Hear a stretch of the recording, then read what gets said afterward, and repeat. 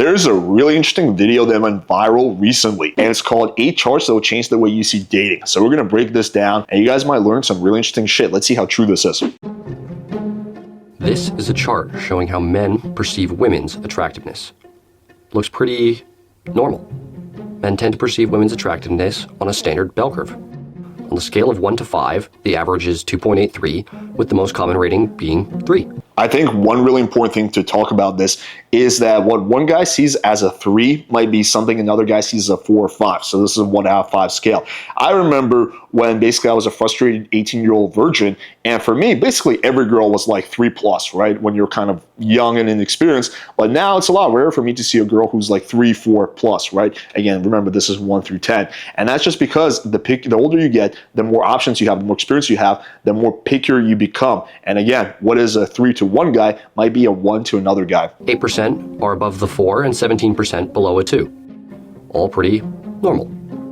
And here is how women perceive men. Yeah, doesn't look so good for men. Taking this at face value, only 1 in 6 men are above average in an absolute sense. One important confounding factor to point out here is a lot of girls, especially girls who are maybe average or not super hot, their ego won't let them rate a guy a 9 or a 10, right? Because they'll see a guy who's really attractive and they'll be like, he's too perfect. There's gotta be something wrong with him. And they'll rate him like a 7 or 8. Versus guys don't really do that as much. So that's an important thing to point out. That's gonna kind of skew the results of this data. And if we translate this plot to something more familiar, like IQ, then we have a world where women think 58% of men are brain damaged. When we dive a little deeper, though, it becomes clear this isn't a men are too ugly to date thing. It's a men are too ugly to hook up with thing. This is OkCupid, one of the biggest dating sites in the world. Oh God, that's the worst profile photo ever. And this is Christian Rudder, the former CEO of this dude looks exactly like Edward Snowden. The platform. In 2009, looking to promote the platform, Rudder and his team began to release data from the site, giving us an insight into what the dating market really looks like behind closed. I actually did a whole video on this. I referred to this as the infamous OkCupid study. And if you guys want to see some of the big takeaways I have from that, and there's a lot of actually really interesting things you can learn from that video in terms of what kind of photos girls are most likely to swipe on, then you can check out that video. It's going to be in the description. In 2014, he released the book Dataclysm, summarizing much of the data revealed by the site. Within the book, Rudder displays the differences between how men and women view each other's attractiveness on the site. But when asked about it in an interview promoting the book and platform, this is what he had to say. Tinder, those curves move even further apart. Match, they move closer together. The male curve barely moves. It's really the female curve that moves around. The men kind of have the same curve on all 3 sites, and it's the female curve that moves around. When OkCupid was acquired by the Match Group in 2011, Rudder got access to the rest of the Match Group's biggest platforms' data. The 2 biggest of which at the time, Match.com and Tinder, give us a lot of insight into what's really going on here. Although charts or data were never posted, we can estimate based on what Rudder said. This is an estimate of how women perceive men on Match.com. And this is an estimate of how women perceive men on Tinder. Even though this is not based on any data, that's kind of a speculation, there is a massive confounding factor that's not accounted for. And that's the fact that the average girl on Match.com is probably 20 years older than the average girl on Tinder.com. Like, I would say the average girl on Tinder is probably like 26, 25. The average girl on Match is probably 46, 47. And that's going to really also skew these results. We can see that for women, as the dating site becomes more casual in nature, the standards climb.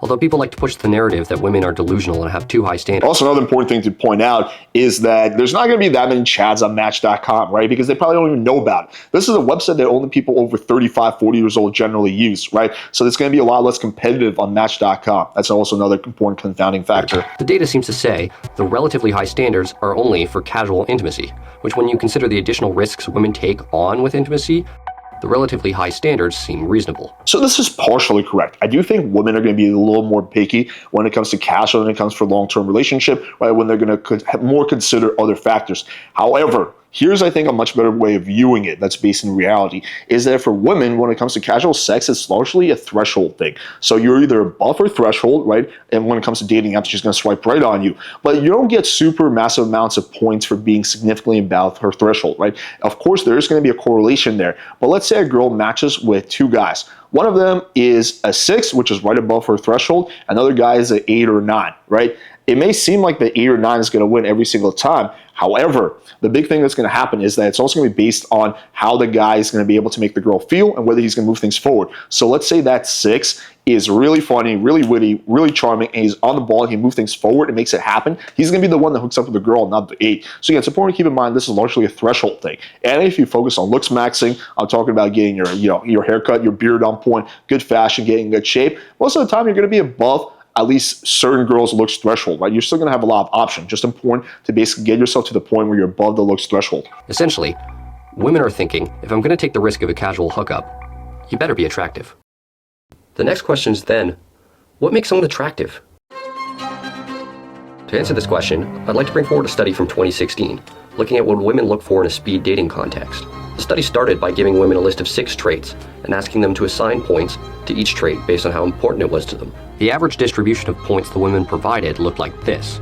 So just to quickly point this out, this is close to useless because the average girl has no idea what she actually wants. That's like when you ask a girl, like, hey, what turns you on? And the girl's going to be like, I like a guy who's polite and respectful, right? But you don't see those guys crushing you when it comes to dating. It just requires a very high level of self-awareness, men and women, to really understand what drives you. And the vast majority of women or men don't have that. So again, this is close to useless. All attributes given near even value. After completing the dates, the women were asked to assign the points to the men at the dating event, then which men they were going to see again. This is the chart displaying the actual distribution of what was seen as important by the women. I think also the way this graph is could paint an erroneous photo. Because think about it like this, right? If you combine fun, mutual interest, and ambition, they actually take up a lot more space than physical attractiveness. But yes, I have no doubts that when it comes to initial meeting, right, the first thing a girl will notice is physical attractiveness. Again, going back to the threshold thing. At the event. Physical attractiveness was by far the most important attribute, with the amount of positive responses and level of physical attractiveness having an astonishingly large correlation coefficient of 0.801. For comparison, the correlation coefficient between IQ and academic performance is 0.54. Think about that for a second. For those wondering, online dating shows an even stronger correlation, with the data from OkCupid showing a 0.92 correlation coefficient between physical attractiveness and the perceived attractiveness of a profile. Confirming what a lot of men have recently begun to realize, physical attractiveness is just as important to women as it is for men. Women just don't admit it. That is somewhat true. I don't think it's as important for women as it is for men, but I think women are a bit more picky. However, one important thing to talk about is the fact that, you hear the saying that top 10% of guys are having sex with 90% of girls on dating apps, right? But when they say top, they don't mean in terms of genetics. Of course, there's a correlation there. I mean top 10 in terms of the overall profile, which is heavily dependent on your photos. So again, you can have a guy who's, let's say, a 6 and has really good photos compared to a guy who's an 8 and has bad photos. I guarantee you that 6 guy will win out. And to prove this, we did an experiment about half a year ago. We took a bald Indian guy and gave him really good photos, and then we took a Chad and gave him really bad photos, and the bald Indian guy did about 3 times better than the Chad. Of course, if the Chad has great photos, he will beat the bald Indian guy, right? But the majority of guys, Chads or otherwise, have really shitty photos. Another thing I think most people aren't aware of is the effect of attractiveness is exponential. The 2011 study, What Makes People Click, Mate Preferences in Online Dating, looked at various traits to see what makes people attracted to each other.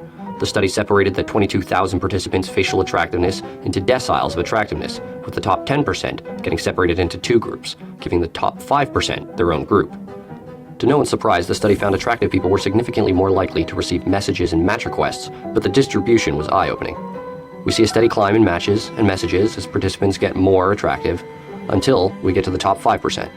Miles above the rest, the top 5% of men dominate in online dating, seen as more than the top 5% of profiles, right? A very important thing to keep in mind. And again, also, I think this was overstated. I do think that the top 10% of profiles are going to do a lot better than the other 90%. However, also, I think that if you meet a girl's looks threshold, especially in real life, take things offline because it's a little bit different there, then you're going to be okay. You just have to meet the girl's looks threshold, and you can get there. Most people can get there through looks maxing, right? Just putting on a little muscle, getting good fashion, good beard, good hairstyle, right? You're going to be above most girls' looks threshold. At that point, it's your game to lose. Twice as desirable as a 90th percentile man. Data released from OkCupid touts similar, if not even more telling results, showing the exponential effects of physical attractiveness. Each percentile makes a bigger and bigger difference the closer you get to the top. I don't want the takeaway from this video to be that looks are the only thing that matter, because they're not. Another large contributor to a man's attractiveness is his social status. If we look again at the What Makes You Click study, we can see a large contributor to a man's perceived attractiveness is his occupation. Irregardless of a man's individual income, the industry he worked in had a large impact on if women attempted to match with him. This is a chart showing the attractiveness of different industries men in the study worked in, and my fuzzy best estimates of the average salary in those industries. As you can see, there's a correlation between the average salary in the industry and the attractiveness of it, but it's certainly not a one-to-one. This is like a really, really loose graph, right? Like, I don't know if there's enough information here or enough amount of information to make a strong conclusion. Industries like computer engineering, science, government, politics, and financial accounting make a large amount of money, but don't give the men in them much of an attractiveness boost. Industries like firefighting, law enforcement, and military don't make a ton of money, but give the men in them large boosts in their... Yeah, that totally makes sense because, again, guys who are in those fields are going to be seen as badass, like masculine, right? Masculinity is very, very attractive, and when they see a guy who's a firefighter or he's in the military or he's a police officer, that's a very masculine thing to do. Their attractiveness. And over here, less attractive than being unemployed are service, hospitality, and labor. And up here, in the corner, the highest paid and most attractive career option for men, legal/attorney. I think that is total utter horseshit. I do not think legal attorney is the most attractive. I think if you ask 100 girls and you ask them to rate their fields, legal attorney will knock them out on top. I wouldn't see the methodology for how high they did this. I don't believe that for a second. I'm not sure what it would be. I think it would probably be doctor. That could be one of them, or pilot. It would be something along the lines of that. Maybe even firefighter. That might also be up there. But I would venture to say it's probably doctor or pilot. But it is not going to be attorney. Maybe your parents were right about considering law school. Something I've heard discussed a lot over the last few years is how men get better with age while women only get less desirable. And while the former is true, the latter isn't. This is a chart showing the age at which men and women are most desirable to each other at every age. The thing that sticks out the most is that men's preferences don't really change as they age, always being the most interested in women 20 to 22. I think we all knew that though. Something I don't think most men realize is that the prime demographic they're interested in, 20 to 22-year-old women, are most interested in 21 to 25-year-old guys. That's your peak, guys. So that's what they say they're most interested in. Again, I really almost never take what an average woman says as a piece of information when it comes to dating, right? Yes, most women who are 20 are going to say the guys they're attracted to are 20 years old. But does that actually mean that's the case? Not necessarily. A lot of girls who are in their 20s are going to want a guy who's a little bit older. I'm not saying like 40s, but I'm talking about like 28, 29, 30, right? When you get to girls who are like 21, 22, a lot of them like to date up a little bit. Not significantly, but a decent amount, right? So again, this is kind of useless because it's going off what the girl's saying, not what the girl's doing. It's not your early 30s, and it's certainly not 38. It is worth noting that as a man, you'll receive the most attention from women in general between the ages of 25 to 30. This essentially means men have two primes. A first prime from the ages of 21 to 25, when prime women, 20 to 23, are most attracted to you. And a second prime from ages 25 to 30, when you'll get the most attention from women overall. I think it's also worth pointing out that even women start... I would say that the best age for online dating, like given everything being the same, your looks level, your photos, is probably 28 to 35. Just from the clients I have, that's when I really see people do the best. After 35, it becomes a little bit more tricky, especially if you're going for younger girls. But as you guys saw in the experiment with my dad, who's in 55, he had like, 200 likes in 24 hours. Now, granted, most of them are women who were in their 40s and 50s. But there's also quite a few girls that were in their 30s and some that were even in their 20s, right? So an older guy can still do really well on a dating app. Women start wanting to date a little younger as they get older.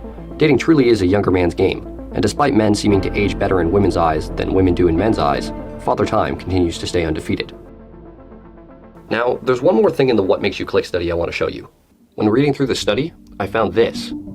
The researchers concluded that both men and women's height preferences depend on their own height. Basically, being shorter than a woman will on average make you be seen as significantly less attractive than a man of the same height as her, and in a whole nother category than men taller than her. I don't think this is sort of true, but I don't think it's absolute. Meaning, I think that, for example, you have a girl who's 5'2". Some of them want a guy who's like 5'10", 5'11". I think height is also a threshold thing. Now, of course, if the girl is taller, that threshold goes up. But let's say a girl who's 5'6" and under, it's going to be a threshold. The average guy, they're probably going to be 5'8", 5'9", you meet her threshold, right? I don't think you get a big advantage. For example, if you're going for 5'2" girl and you're, for example, 5'6", you still might not meet her threshold. At least not when it comes to online dating. And remember, when it comes to online dating, they just put their age, whatever their age requirement is. So even though they might be able to go for a guy who's 5'5" in real life, if you're below her, basically her age rate or her height range, then you're just not going to show up on her feed. This is too surprising, but here's something I think will be. Yes, this is men's height preferences for women. Aside of being reversed, men prefer women shorter than themselves. Men's height preferences for women are nearly identical to women's height preferences for men, which makes sense when you think about it. Would you want to date a girl 5 inches taller than you? There's actually a good amount of guys that do, although I think that's kind of gross personally. Feel the same way about dating men shorter than them. Although men and women think similar in regards to height, one thing they don't think similar in regards to is divorce. A commonly thrown around statistic is that women initiate 69% of divorces. But here's another stat that makes it even crazier. If we look at the percentage of same-sex divorces that are male-male versus female-female, we see that female-female relationships are responsible for 78% of same-sex divorces. Female-female marriages are more common than male-male ones though, 55-45 split. So, we have to adjust for this. After we adjust for the differences in relationship commonality, the relative split of same-sex divorces are 69% women, 31% men. Despite men and women not even being involved in each other's relationships, the divorce percentages remain the same. I think there's just such a different dynamic, gay guys versus lesbians, but interesting. Pretty unbelievable, right? The current common hypothesis is this is due to trait neuroticism, which measures one's sensitivity to negative emotions. If you take a random man and woman, the woman will be more sensitive to negative emotion, more neurotic, 62% of the time.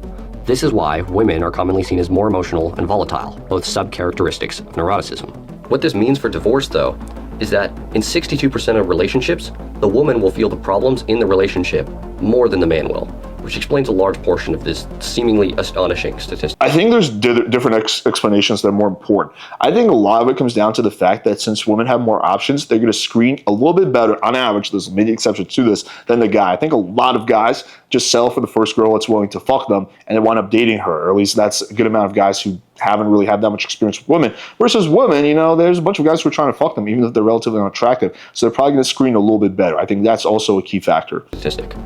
And there you have it. 8 charts that hopefully change the way you see dating and relationships. So this was a really interesting video. The big problem with it is that pretty much all the data was based on what women say they find attractive, what women say they want to see. And you're not really going to get any good information when you're looking at that. You want to see what women actually do. Right? You want to see what are women doing, what is their behavior like. For example, there's a really interesting study that basically compares guys who are short to guys who are tall, guys who are skinny to guys who are overweight, and it finds that the average leg count of a fat guy is not that much different than the average leg count of a skinny guy. The average leg count of a tall guy is only 30% better than the average leg count of a short guy. But the problem, again, is that this is self-reported. Self-reported data is suboptimal. What you have to do is actually look at couples and look at women and see what they're doing, right? And when you do that, a lot of that comes through experience, but also you can have some good data sets when it comes to that. You can see that, again, when it comes to attractiveness, it's largely a threshold thing. If you meet a girl's threshold, it's going to be fine. That girls will hook up with guys who are slightly below them in looks, or even sometimes significantly below them in looks all the time if the guy is able to make the girl laugh and compensate with other factors. Now, of course, sometimes that factor could be status and money, but it doesn't have to be that, right? You can hook up with really hot girls who are hotter than you. If you can make a girl laugh, you can make it for a girl feel comfortable, you can build sexual tension and just kind of get her excited and horny and turned on, right? And just be in the right place at the right time and make a move. All right, hopefully you guys found this video valuable. And like I said, the most important part of being successful on Tinder is not only meeting the girl's looks threshold, but having a really, really good profile. And fortunately, my free Tinder guide can help you get there. So download it right now. Link is going to be in the description. Shows you how to get good photos, bios, and of course, text schemes so you can take all those matches you're going to get and turn them into dates. Thank you guys for watching, and until next time.